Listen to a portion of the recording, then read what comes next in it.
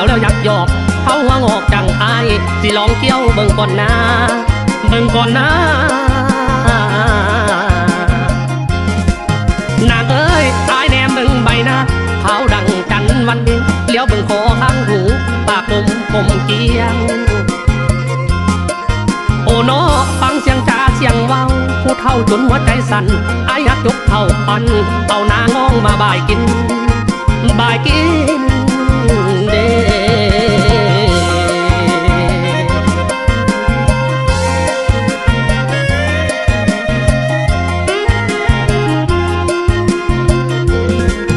นางเอ้ยเจ้าผู้งามนั้นสวรรค์แต่งลงมาเทวดาองค์ใดมาแต่งกายนางน้อง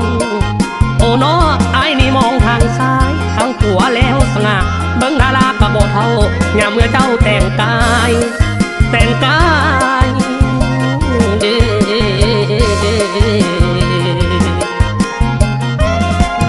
มางามลายแค่น้องคนดีงามอีหลีอายบ่ที่จะอัน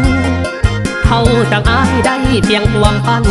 กระต่ายไม้กันผู้นำกันน้อนาโอ้เดแก้มคอยลอยอายอยากอ่อยเมื่อนำดีโอ้เด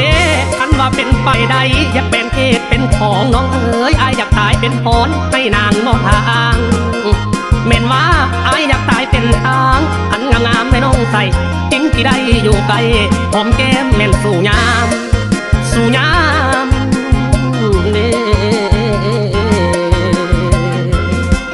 นางเอ๋ยอายอยากตายเป็นน้ำใส่แม่ทาลาให้การดาอาบเย็นซุ้มกายหายหอม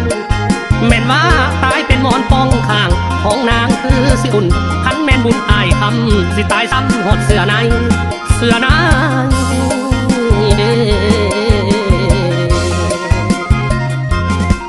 นางเอ๋ยแม่นไปโนสีได้ไปเป็นผู้นอนสมคือสิสมหัวใจถ้าได้นางไปนอนซ้อน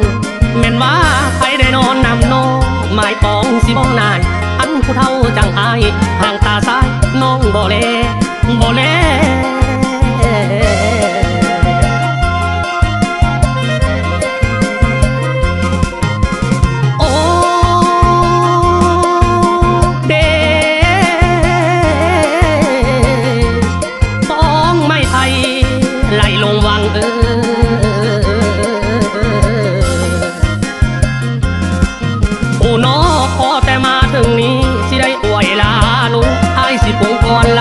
ไม่พอเพียงนี้นางเอ้ยขันบุญนี้บุญคำคนงามให้โทรบอกเขาว่างอกทางอายเป็นตาได้สิตาวมาเด้อว่าแต่ฟ้าของคอยอยากได้สาวน้อยมาเป็นแฟน